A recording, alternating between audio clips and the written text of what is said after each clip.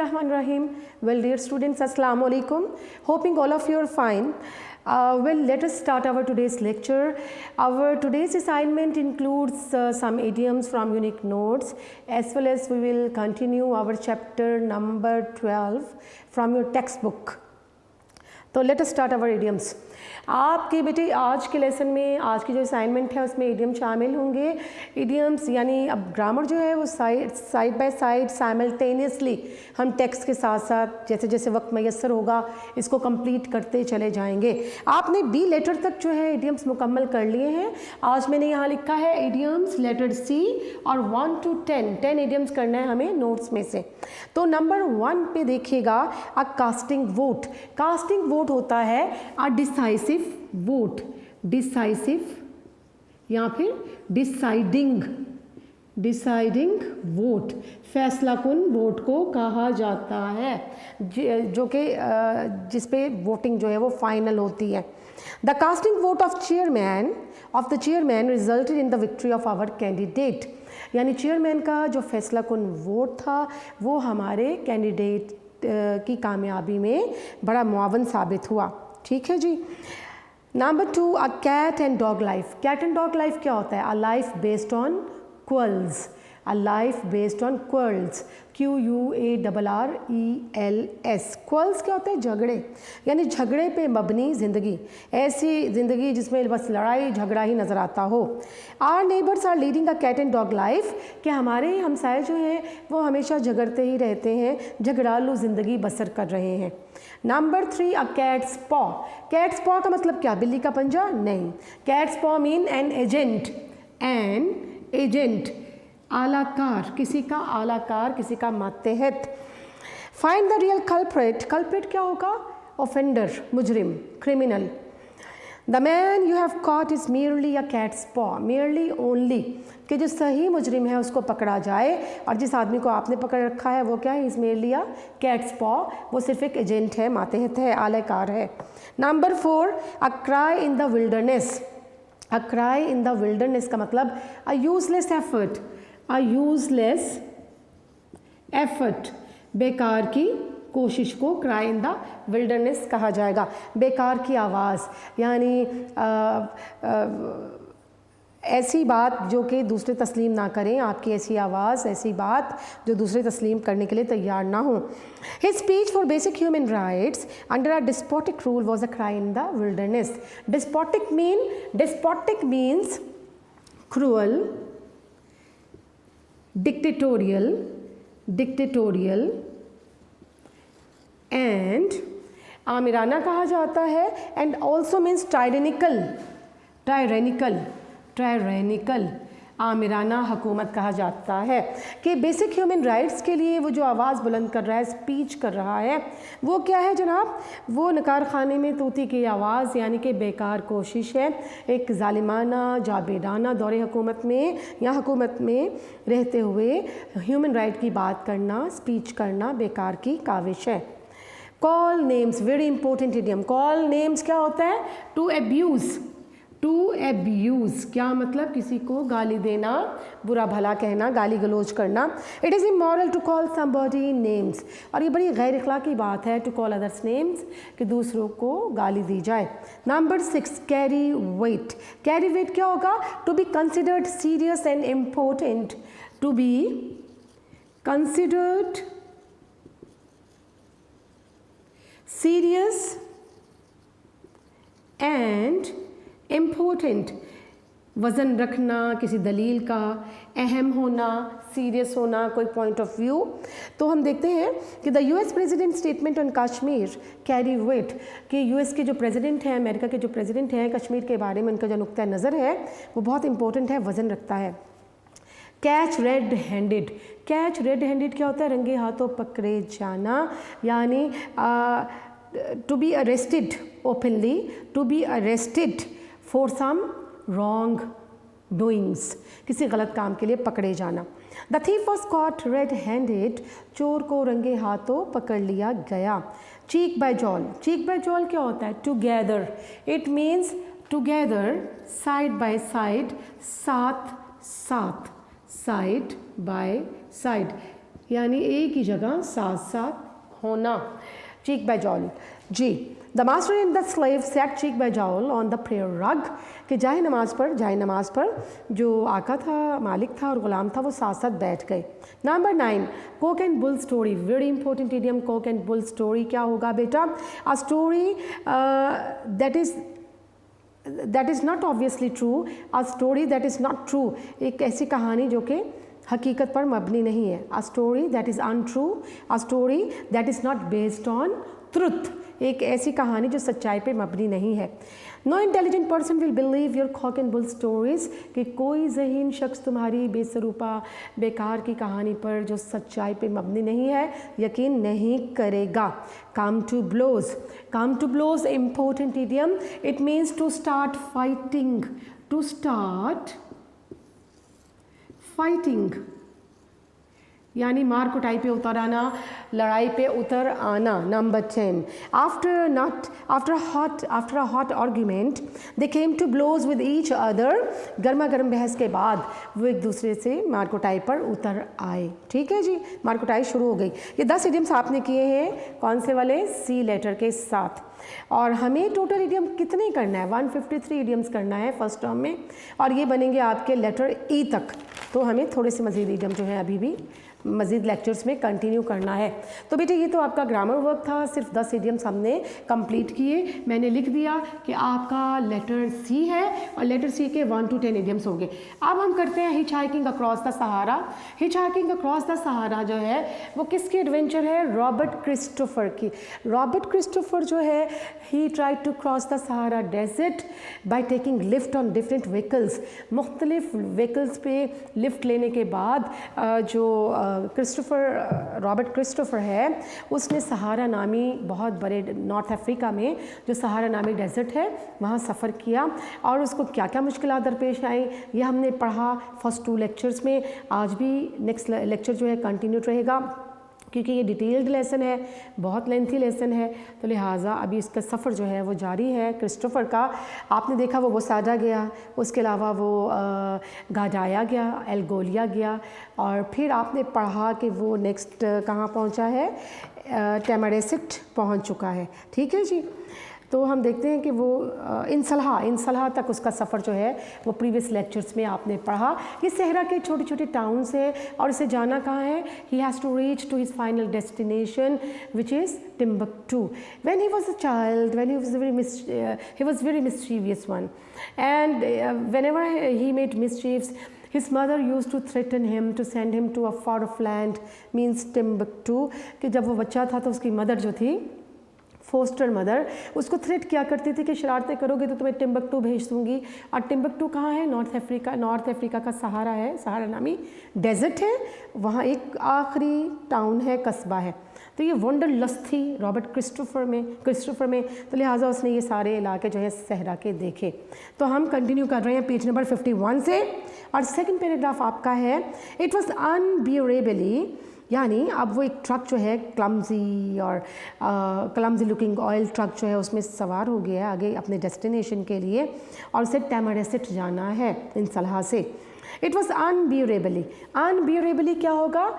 अनबियरेबली, अनटॉलरेबली which we cannot beer, जो कि बर्दाश्त ना किया जा सके। स्टिफलिंग क्या होता है? सफोकेशन। स्टिफलिंग मीन सफोकेशन, घुटन। Unbearable, untolerable in the driver's cabin. तो ट्रक का जो ड्राइवर का कैबिन था वहाँ बहुत नाकाबिले बर्दाश्त गर्मी थी। Christopher was completely overcame at one point, and when midday stop was made at a little mud building outpost. Outpost मैंने आपको बताया था, पहले भी आपने पढ़ा, मिलिट्री चेक पोस्ट कहा जाएगा। ही स्टैगर्ड क्या होता है? To move unsteadily, to move unsteadily, लड़खड़ाते हुए जाना। किसका मीनिंग है? स्टैगर्ड का, कि यानी ट्रक जो था उसमें ड्राइवर केबिन में बहुत शदीद गर्मी थी, और क्रिस्टोफर जो है एक मौके पर बिल्कुल ही निढाल बदहाल होने के, बेहोश होने के, overcame here mean was about to faint, बेहोश होने के करीब था। और जब मिड डे दोपहर को स्टॉप किया गया तो कहाँ स्टॉप था जी? A little mud building outpost, तो एक मिलिट्री चौकी थी, मिलिट्री पोस्ट थी और वो मड मेड थी, मिट्टी की बनी हुई थी। ही स्टैगर्ड इनसाइड, और वो उस मिट्टी के झोंपड़े में, पोस्ट में, उस चेक पोस्ट में, मिलिट्री पोस्ट में कमरे में कैसे दाखिल हुआ? लड़खड़ाते हुए। Staggered mean to move unsteadily, to move with unsteady pace, के लड़खड़ाते हुए जाना। To the astonishment of the French officer coated there, astonishment क्या होता है? अमेजमेंट, अमेजमेंट, या फिर हम इसको कहते हैं बिविल्डरमेंट, बिविल्डरमेंट, इसका मतलब क्या होगा? हैरानगी, हैरतज़दगी। और यहाँ पर नेक्स्ट वर्ड आपका है क्वार्टर्ड। क्वार्टर्ड मीन स्टेड, स्टेशनड, ठहरा हुआ। तो जब वो मड मिलिट्री पोस्ट में दाखिल हुआ है लड़खड़ाते हुए क्रिस्टोफर, तो वहाँ मौजूद जो फ्रेंच ऑफिसर था, जो वहाँ क्वार्टर था, स्टेशन था, जिसकी वहाँ पर ड्यूटी थी, वो देखकर बड़ा हैरान हुआ कि ये किस हालत में आ रहा है। And lay down on the floor to be ill, क्योंकि क्रिस्टोफर वहाँ पर जाते ही, अंदर जाते ही, उस मिट्टी, वो जो मड हट थी, वहाँ जाते ही ज़मीन पर लेट गया जैसे कि बीमार हो। फॉर्चुनेटली क्या होगा? Luckily he had recovered by the evening and was able to continue the truck journey. शाम तक उसकी सेहत बहाल हो गई और वो ट्रक का जर्नी सफ़र करने के काबिल हो गया। Next paragraph, Tamanrasset was reached at last. Tamanrasset क्या है? इन सलाह के बाद नेक्स्ट टाउन, बिलाखिर ये लोग वहाँ पर पहुँच गए। And here Christopher made one of is most valuable. Valuable क्या होता है बेटे? वैल्यूएबल होता है यूज़फुल, बड़े मुफीद, कारआमद कॉन्टेक्ट्स। और यहाँ टैमरेसेट में पहुँच गए क्रिस्टोफर ने अपने बड़े कारआमद रवाबित जो है वो बनाए। किससे रब्ता हुआ उसका? This was professor Claude Blanguernon, a remarkable, remarkable क्या होता है? Splendid, marvellous Frenchman who has devoted himself to helping the Tuareg people.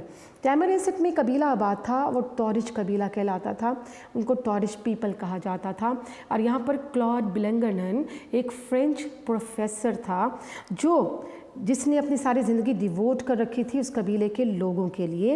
He succeeded in convincing them that education would be useful to them. और वो professor साहब जो हैं उस कबीले के लोगों को ये कायल करने में कामयाब हो गए थे कि तालीम हासिल करना उनके लिए कितना ज़रूरी है कबायली लोगों के लिए। देन मोस्ट वाइसली, फिर बड़े ही अक्लमंदाना अंदाज में प्रोफेसर ने क्या किया? He adapted himself to their habits and customs. Adapted क्या होगा? एडजस्टेड, एडजस्टेड के मोल्डेड के मुताबिक बना लेना। क्या क्या प्रोफेसर ने कि उनकी वहाँ के लोगों की आदत और रवायात के मुताबिक अपने आप को ढाल लिया। So that he could help them to get the most from their own natural way of life, ताकि लोग अपने तर्ज ज़िंदगी के अंदर रहते हुए सीख सकें। लोगों को उसने मोल्ड नहीं किया, अपने आप को मोल्ड किया वहाँ के रवायात के मुताबिक, ताकि वहाँ के लोग जो हैं अपनी ही तर्ज ज़िंदगी और रवायात में रहते हुए तालीम हासिल कर सकें। रादर देन परसुएड, परसुएड क्या होता है? कंपेल, और कंपेल क्या होगा? कंपेल, COMPEL, मजबूर करना किसी को।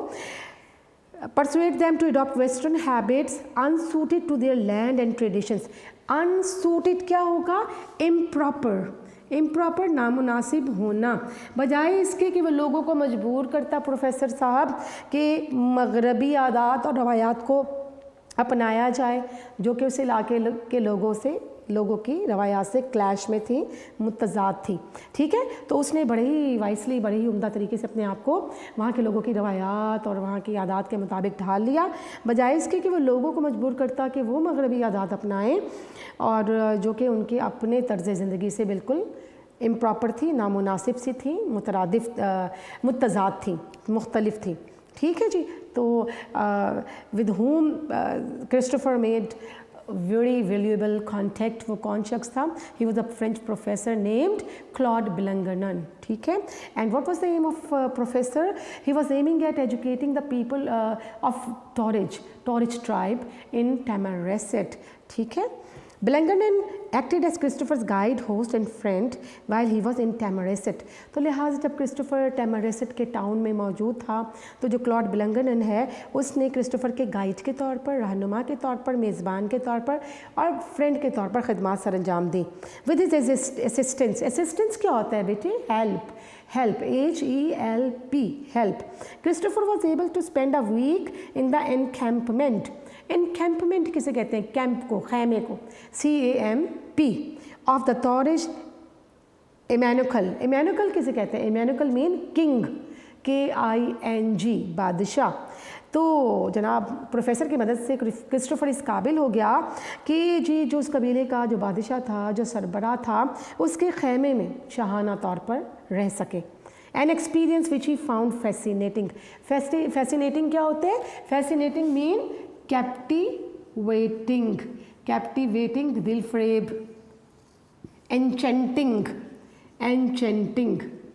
ठीक है जी, ये ऐसा एक्सपीरियंस था कि किसी सरबराह के खैमे में रहना, तौरिश कबीले के, ये बड़ा उम्दा एक्सपीरियंस रहा किसका? क्रिस्टोफर का। जी बेटा, द तौरिश दो their life is primitive. Primitive क्या होता है? प्रिमिटिव मीन ओल्ड, एंशिएंट, कदीम। तो तौरिश के लोग कैसे हैं? उनका तर्ज ज़िंदगी बहुत कदीम रवायात का हामिल है।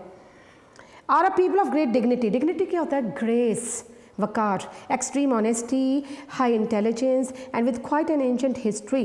तो वहाँ के लोग क्या है कि उन्हें बड़ा वकार और उनकी ईमानदाराना जज्बात और जहानत उन लोगों में पाई जाती है, और उनकी जो हिस्ट्री है क्वाइट एंशेंट हिस्ट्री, के बड़ी एंशेंट हिस्ट्री के, बड़े ही कदीम हिस्ट्री के, तारीख के वो लोग मालिक थे। ठीक है जी। In preparation for this visit Christopher learned how to ride a camel. और वहाँ रहते हुए टैमरेसेट में what did he learn? He learn how to ride a camel, कि कैमल की सवारी किस तरह से की जाए। और ये बहुत, it was really very necessary because he had to continue his further journey on camel's back. A task which he found more difficult than it looks. और ये काम जितना आसान नज़र आता था उतना था नहीं, बल्कि बहुत मुश्किल था। During his first lesson he was thrown over the animal's head 3 times and once over its rear. Rear क्या होता है? REAR, back, BACK। तो जब पहला लेसन उसको ये राइडिंग का, कैमल राइडिंग का दिया गया, तो क्या हुआ कि 3 दफ़ा एनिमल ने, ऊँट ने सर की जानिब से उसको नीचे गिराया क्रिस्टोफर को, और एक बार रियर, बैक साइड से, पीछे से किसको गिराया? क्रिस्टोफर को। It was on this formidable type of transport. Formidable क्या होता है? फ्राइटनिंग। फॉर्मिडेबल मीन फ्राइटनिंग, खौफजदा करने वाली, फ्राइटनिंग, हॉरिफाइंग, हॉरिफाइंग, खौफजदा करने वाली। And it was this formidable, जी इसको देख लेते हैं कि हम लोग कहाँ पढ़ रहे हैं। It was on this formidable type of transport that he was to continue his Sahara journey because there were no more trucks. अगला the rest of the journey he had to cover on the back of camel. अगला सफ़र उसे camel back पे, ऊँट की पुश्त पे करना था, क्योंकि आगे ट्रक नहीं थे। Blanguernon arranged for one of his most educated peoples क्या होगा? Students, a young Tuareg noble named Boubakar to act as guide for the first few days of the 1280 kilometre journey from Tamanrasset to Timbuktu. अब Christopher के लिए professor ने क्या इंतज़ाम किया? अपने एक बहुत ही ज़हीन स्टूडेंट जिसका नाम बूबकर था, उसको कहा कि वो गाइड के तौर पर कुछ दिन के लिए आगे सफ़र पर निकलेगा। किसके साथ? क्रिस्टोफर के साथ। और जर्नी क्या था? 1280 kilometre journey from Tamanrasset to Timbuktu. Tamanrasset से टिम्बक्टू तक जाने का जितना सफ़र बनता था, उसमें से इब्तदाई कुछ दिन जो है ये गाइड किसके साथ रहेगा? क्रिस्टोफर के साथ। और ये बड़ी हेल्प थी क्रिस्टोफर की। The start was made at dawn. Dawn क्या होता है? DAWN, अर्ली मॉर्निंग, सुबह सवेरे इस सफ़र का आगाज़ हो गया। बूबकर and Christopher each on a camel with the third carrying Christopher supplies. Supplies क्या होगा? बिलोंगिंग्स, सामान। तो जनाब एक एक ऊँट पर बूबकर और क्रिस्टोफर सवार थे, और तीसरे पर क्रिस्टोफर का सामान था। It would probably perhaps be 2 or 3 weeks before the next village was reached। तो अगले गांव तक पहुंचने में कितना टाइम लगना था? 2 to 3 weeks, 2 से 3 हफ्ते। So it was essential for him to take enough food and drink to last that time. लिहाजा बहुत ज़रूरी था क्रिस्टोफर के लिए कि इतना खाना और पानी अपने साथ रखे कि उस वक्त तक चल सके, 2-3 हफ्ते तक। Out in the burning desert there are no villages to turn to if food runs short, shortage of food। क्योंकि अगर पानी या खाना कम पड़ जाता, ख़त्म हो जाता, तो रास्ते में कोई ऐसा गांव ना था जिससे रुजू किया जा सकता। तो it was really a very tough journey from Tamanrasset to Timbuktu. जी नेक्स्ट देखिए, the most difficult and dangerous stage of the journey now had to be endured.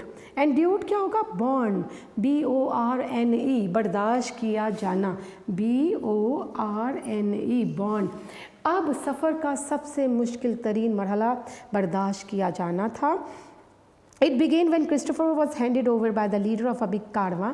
कारवां क्या होता है? कारवां is a group of people travelling together, group of people travelling together, इसको उर्दू में क्या कहते हैं? काफ़िला। तो एक छोटे काफ़िले से, he was handed over by the leader of a big कारवां, बड़े काफ़िले से एक छोटे गिरोह के हवाले किया गया, who were willing to go to Kidal. Kidal जाने के लिए ये काफ़िला तैयार था, छोटा काफ़िला। और किडाल जो था ये टिम्बकटू से पहले आता है और टैमारेसेट के बाद आता है, यानी टैमारेसेट और टिम्बकटू के दरमियान एक जगह है, अबाउट 560 किलोमीटर्स फ्रॉम टिम्बकटू। और टिम्बकटू से इसका फासला कितना था किडाल का? तकरीबन 560 kilometre. The little party to Torres, a slave, and Christopher began by setting out. Setting out क्या होता है? Starting. Starting होगा रवाना होना, to find a well which was on their route in order to replenish their water bag. Replenish क्या होता है? To refill. Refill करना, भरना। तो सबसे पहले ये काफ़िला, छोटा सा काफ़िला जिसमें छोटी सी जो पार्टी थी, 2 तोरिश कबीले के अफराद थे और एक स्लेव था, एक ग़ुलाम था उनका, एक क्रिस्टोफर था। और इन्होंने सबसे पहले सफ़र का आगाज़ किया कि कुएं की तलाश की जाए, और कुआं जो है कहाँ उनको मिल रहा है? मैप के ऊपर कि किस जगह कुआं मौजूद है, वहाँ पहुँचा जाए, ताकि वहाँ से in order to replenish their water bags, ताकि अपने पानी के मशकेज़ों को भरा जा सके। They reached it at last and it was bone dry. वो इस कुएं तक पहुँच गए, but what was the condition? What was the situation? They didn't find any water over there. It was bone dry. ये बिल्कुल खुश्क था कुआं, पानी का कतरा भी नहीं था यहाँ पर। And there was only one tin of food left in Christopher's pack, and the 4 of them shared the beans it contained. अब क्रिस्टोफर के पास कितने बीन्स बचे हैं, खाना कितना बचा है? 1 tin of food है, एक टिन है जिसमें फूड है। और फूड क्या है कि वो बीन्स हैं, कुछ बीन्स उसमें मौजूद हैं, और वो बीन्स जो है इन चारों ने आपस में डिवाइड करना है, ठीक है, क्योंकि उनके पास कुछ नहीं है। क्रिस्टोफर जो खाना अपने पास रखे हुए हैं वही वो भी यूज़ कर रहे हैं, ठीक है। His guides carried no food at all and very little water, क्योंकि उसके जो गाइड थे, उसके साथ जो जाने वाले अफराद थे, उनके पास कोई खाना नहीं था और पानी भी ना होने के बराबर था, बहुत कम था। By the time darkness came, Christopher's water supply was down to 1 liter. और जब शाम की तारीकी छाने लगी तो क्या हुआ? शाम के बाद तारीकी नज़र आती है तो क्रिस्टोफर के वाटर सप्लाई कितनी रह गई है? सिर्फ और सिर्फ 1 लीटर पानी उनके पास अवेलेबल है। At this point 20 large vultures were discovered and they stood watching the travelers with interest. इस दौरान vultures क्या होता है? Vultures are basically large birds of prey. Large birds of prey, इसको हम उर्दू में कहते हैं, एक बहुत बड़ा परिंदा होता है, और ये जनाब गिद्ध कहा जाता है इसको। ये मुर्दा जानवर, मुर्दा जिसाम खाता है। वल्चर क्या है? A large bird of prey, जो प्रे का शिकार करने वाला एक बड़ा सा परिंदा, इसको वल्चर कहते हैं। तो उसी मौके पर जो है जनाब इन्हें क्या 20 के करीब बड़े बड़े गिद्ध जो है ना आसमान पे दिखाई दिए, और वो ट्रैवलर्स को बड़ी दिलचस्पी से देख रहे थे। क्यों? कि ट्रैवलर्स जल्दी से मर जाए, इनके पास खाना पीना ख़त्म हो चुका है और हम इनको खा जाए। Making up their minds whether they wanted white और dark meat for the meal, they were sure they would soon be eating. उनको यकीन था गिद्धों को कि जल्दी हमें खाना मिलेगा, ये मुसाफिर मर जाएंगे, और वो अपना माइंड मेकअप कर रहे थे कि उन्हें वाइट मीट खाना है या उनको क्या खाना है? Dark meet. डार्क मीट जो टॉरिज कबीले के लोग अफ्रीकन से, उनका ब्लैक मीट, और वाइट मीट किसका कहा गया है? अंग्रेज़ों का, यानी क्रिस्टोफर का। तो ये बड़ा मज़ाहिया अंदाज में उन्होंने लिखा है कि vultures they were also making their mind either to eat white meat और dark meat, because they were sure that the travelers are going to die sooner or later. उन्हें पता था ट्रैवलर मर जाएंगे। The vultures were to be disappointed, hopeless. जो गिद्ध थे उनको बड़ी मायूसी का सामना करना पड़ा। The 4 men went to sleep early, a desert custom. Custom क्या होता है? Habit, tradition, रिवायत। When travelers are hungry or thirsty. तो सहरा की रवायत है कि जब मुसाफिर हंगरी और थर्स्टी होते हैं तो वो जनाब जल्दी सो जाते हैं। तो ये चारों आदमी भी जो काफ़िले का हिस्सा हैं जल्दी सो गए। And next morning were still alive, और अगली सुबह ये ज़िंदा थे। They had just enough water left to make 1 cup of tea each and then set off for the next water hole about 5 hours distant. उनके पास हार्डली इतना पानी बचा था कि एक कप बनाकर चाय पी सकते थे, और अगला पानी का कुआं तकरीबन 5 घंटे की मसाफत पर था। 5 घंटे के बाद अगला कोई वाटर होल जो है वो नज़र आता है। तो वाटर होल क्या होता है? A source of water, a depression of hole, मैं लिखती हूँ, a depression or a hole that collects water, यानी एक गड्ढा जिसमें पानी मौजूद हो, कुआं भी कहा जा सकता है, डिप्रेशन भी होल को कहा जाता है। तो जनाब अगला जो वाटर होल है, पानी का जो सोर्स है, वो 5 घंटे की मसाफत पर था और पानी ख़त्म हो चुका है। When they reached it just before the hottest part of the day, they found that this too, like the previous hole, was completely dry. तो जब वो दिन के गर्म तरीन हिस्से में उस वाटर होल तक पहुँचे हैं तो क्या देखा कि वो वाटर होल भी ड्राई पड़ा है, पानी है ही नहीं उसमें। The next water hole was 2 days away, और अगला जो वाटर होल था, जो ज़ख़ीरा आब था, जो कुआं था, वो कहाँ था? कुआं नहीं कहा जा सकता, एक होल, एक गड्ढा जिसमें पानी मौजूद हो, तो वो अगला कहाँ है? 2 दिन की मसाफत पर। And the travellers now had neither food nor water, और ना तो ट्रैवलर्स के पास पानी है और ना ही खाने की चीज़ें, और 2 दिन के बाद ये चीज़ें कहीं मैसर आने के चांसेस थे। The future looked grim. Grim क्या होगा? ग्लूमी। ग्रिम कहते हैं सैड, डिप्रेस्ड, मायूसकुन, डिप्रेस्ड, ग्लूमी। तो उन्हें अपना फ्यूचर, अपना मुस्तकबिल जो है वो बहुत ही डार्क, तारीक दिखाई दिया। There was just 1 chance of survival. Survival क्या होता है? एग्जिस्टेंस। अब उनकी बका का, बाकी रहने के सिर्फ एक ही चांस था। 1 of the 6 camels could be killed। उनके पास 6 कैमल्स थे कि उसमें से एक को मार डाला जाए और कैमल के स्टमक में से जो पानी है उसको पीने के लिए हासिल किया जाए और उसके गोश्त को खाने के लिए हासिल किया जाए। द डिसीजन वॉज मेड, फैसला कर लिया गया। Christopher being asked to pay his share of the cost to which he willingly agreed. Willingly क्या होता है? रेडिली। रेडिली होता है रजामंदी से, आमादगी जाहिर करना, रजामंद हो जाना। तो क्रिस्टोफर से कहा गया कि अगर इनमें से एक ऊँट जो है, 6 में से एक ऊँट को ज़िबा किया जाता है तो वो अपने हिस्से की कॉस्ट, कीमत अदा करेगा, जो कि उसने विलिंगली यस कहा कि ठीक है, अग्री कर गया, मुत्तफिक हो गया। Strangely enough as soon as the camel was picked for the slaughter. Slaughter क्या होगा? किलिंग, कि जैसे ही उस ऊँट को स्लॉटरिंग के लिए, किलिंग के लिए, मारने के लिए लाया गया, it seemed to know what was to happen and started screaming at the top of its voice. Scream क्या होता है? Yell, yelling, चिल्लाना, yelling। तो ऐसा लगता था कि ऊँट जो है शायद उसको पता चल गया कि मुझे ज़िबा किया जाना है, तो it started yelling at the top of its voice। इसने अपनी बड़ी ऊंची आवाज़ के साथ चीखना शुरू कर दिया। किसने? क्रिस्टोफर ने? नहीं, कैमल ने। It seemed to know what was to happen and start। Okay, ये पैराग्राफ आपका कंप्लीट हो गया। When the victim was killed, और जब इस प्रे को, इस शिकार को मारा गया, the liquid in its stomach was caught in a water bag by the slave. तो जो उनके साथ गुलाम था उसने एक वाटर बैग के अंदर, वो जो स्टमक के अंदर से लिक्विड था, ऊँट जो है वो अपने अंदर वो जो फूड और वाटर ज़ख़ीरा कर लेते हैं ना अपने हम्प में, और वो फिर कई दिन तक सहरा में पानी और खाने के बगैर रह सकता है। तो वो उस पानी को स्टमक में से निकाल कर, ग्रीनिश सा पानी था, उसको निकाल के बैग में डाला गया। It would be hard to think of a less appetising drink than the greenish fluid like thin blunt, कि वो थिन ब्लड, जो पतला खून होता है ना, उस जैसा ये सब्ज़ी माइल जो लिक्विड था, ये बहुत ही less appetizing. Less appetizing mean bitter, bitter, less, यहाँ पे कह सकते हैं लेस इनवाइटिंग। ये बड़ा बद जायका सा, एक ग्रीन कलर का, सब्ज़ रंग का सब्ज़ी माइल, खून की तरह से थिन, पतला सा लिक्विड था, बड़ा बद जायका सा। जी, प्रोड्यूस फ्रॉम दिस सोर्स, जो इस ज़रिए से जो हासिल किया गया, पानी जो हासिल किया गया वो ग्रीनिश लिक्विड था। जी बेटा। Even the Tuareg made faces as they drank it. यहाँ तक कि तौरिच कबीले के जो लोग थे, जो 2 बंदे थे, उन्होंने भी पीते हुए इस पानी को मुंह बनाया। Christopher could not tackle it. Tackle क्या होता है? Handle, handle something, to handle, handle, tackle. तो Christopher could not tackle it, parched though he was. Parched क्या होता है? Dehydrated, dehydrated.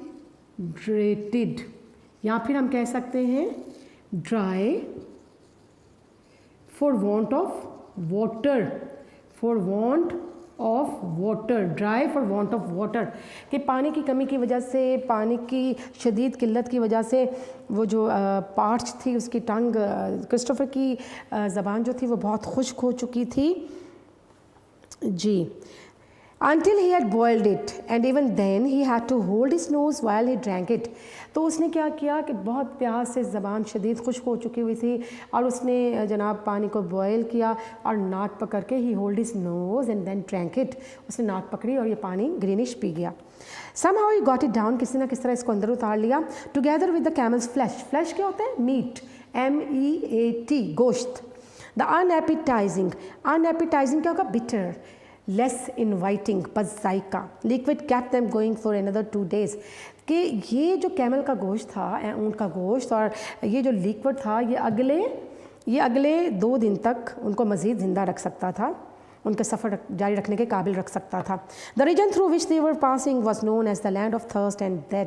That is important, यहाँ से सवाल बड़ा इंपॉर्टेंट आता है, write a note on the land of thirst and death. तो वो रीजन, वो इलाका जहाँ से इनको गुजरना है, उसका नाम था land of thirst and death, यानी प्यास और मौत की वादी। And the name was well chosen, और ये नाम का इंतखाब बड़ा सही किया गया था। It was an area notorious, notorious क्या होता है? इल फेमस, इल फेमस होता है बदनाम, इल फेमस बदनाम होना। ये इलाका बदनाम था जनाब किस चीज़ के लिए?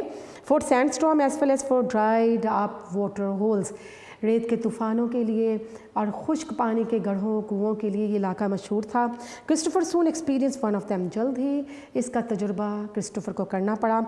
Shortly after short time soon after the mid day stop on the following day, अगले दिन दोपहर के वक्त थोड़ा स्टॉप करने के बाद, कयाम करने के बाद, the camels all instinctively, instinctively क्या होता है? इम्पल्सिवली, दानस्ता तौर पर, नेचुरली, इम्पल्सिवली, IMPULSIVELY, दानस्ता तौर पर, turned off their course, course क्या होता है? COURSE, route, ROUTE, path, PATH, to the right. तो क्या हुआ कि अगले वो कह रहे कि कैमल्स ने क्या किया कि अचानक ही शऊरी तौर पर उन्होंने अपना रास्ता जो है वो राइट डायरेक्शन की तरफ मोड़ लिया। Making for the nearest depression, depression क्या होता है? डिप्रेशन यहाँ मीन हॉलोनेस, हॉलोनेस यानी करीबी किसी गड्ढे, मिट्टी के गड्ढे की जानिब उन्होंने दौड़ना शुरू कर दिया। In the waste of sand, ये जो रेत का बेआबा था, इसमें वीराने में किसी करीबी गड्ढे की जानिब वो गड्ढे की तलाश में भागने लगे ऊँट।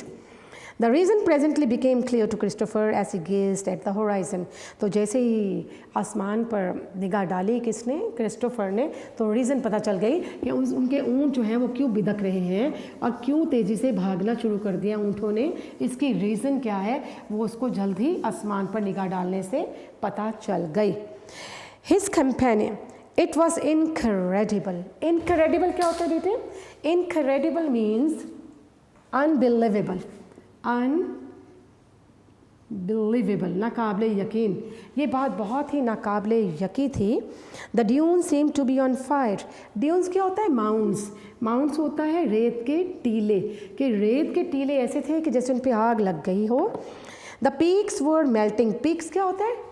Top of the mountains, top of the mountains, top of the mounts, कि इन टीलों की जो टॉप थे, जो इनकी चोटियाँ थीं, मेल्टिंग अवे, मेल्टिंग अवे क्या होता है? डिसअपियरिंग, डिसअपियरिंग, मेल्टिंग अवे गायब होना शुरू हो गई, डिज़ोल्विंग, डिज़ोल्विंग। ठीक है जनाब, एक तूफ़ान आ रहा है रेत का, सैंड स्टॉर्म आ रहा है, इसलिए ऊँट बिदक गए हैं। And the whole horizon was changing shape, पूरा उफक जो है, आसमान जो है, उसकी शेप बदल गई थी।